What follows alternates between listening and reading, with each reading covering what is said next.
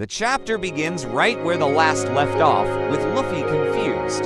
Zoro reflects on Colin's words about Gaban's immense power. Luffy stretches out his hand to grab the key, but Gaban dodges.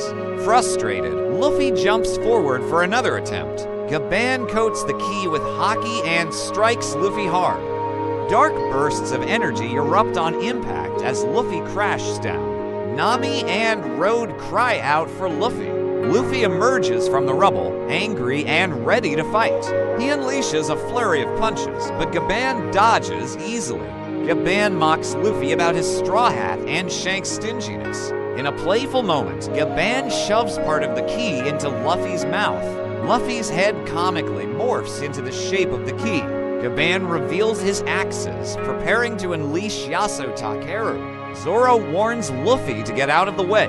Luffy's expression changes as he senses Gaban's overwhelming haki. Gaban's axe strikes demolish part of the castle. Luffy narrowly dodges, while Zoro blocks some of the attack. Gaban thinks to himself that Luffy has a good crewmate. Nami and Road watch in shock as Luffy and Zoro get serious. Luffy transforms into Gear 5, his appearance changing dramatically. Zoro's swords radiate energy as they prepare for battle. Charged and determined, they attack Gaban, but he surprises them. Gaban surrenders the key, leading to a chaotic crash. Luffy and Zoro feel disgruntled over the sudden end. Road tries to explain Gaban's significance, but Gaban interrupts. Luffy acknowledges the key but refuses to see Gaban again. Gaban walks away smiling, hinting at past moments with Shanks. Cut to Walrus School.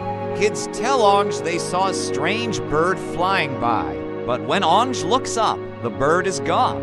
Cut to a forest in the Sun World near Walrus School. Shamrock and Gunko land on a huge branch. Shamrock is surprised to see a school.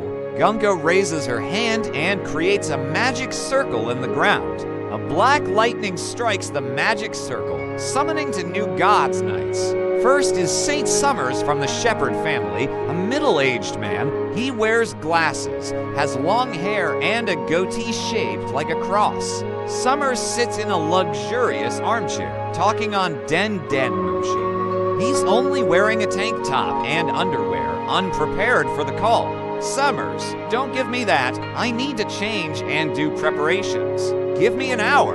Okay, and what about that stuff? The food supplies. Surely we are not going to let gods be starved to death. Hello. Second is Saint Gillingham from the Limashif Remasif family. Gillingham seems to possess the power of the Kirinzoan fruit. He appears in hybrid form with a long neck and mane, resembling a horse. Gillingham wears a military uniform and grips a strange trident. He has a bubble case around his head with a special respirator. Gillingham. Oh no, I'm going to be late. I was half asleep. Where did they say I need to go? Summers notices Shamrock and Gunko standing before him. Gunko turns around embarrassed since Summers is in his underwear. Summers! Ah, what's wrong, Gunko? What brings you here? Ha! Shamrock? Summers? Gillingham. Isn't this Elbaf? Shamrock asks why both were summoned when only one was needed.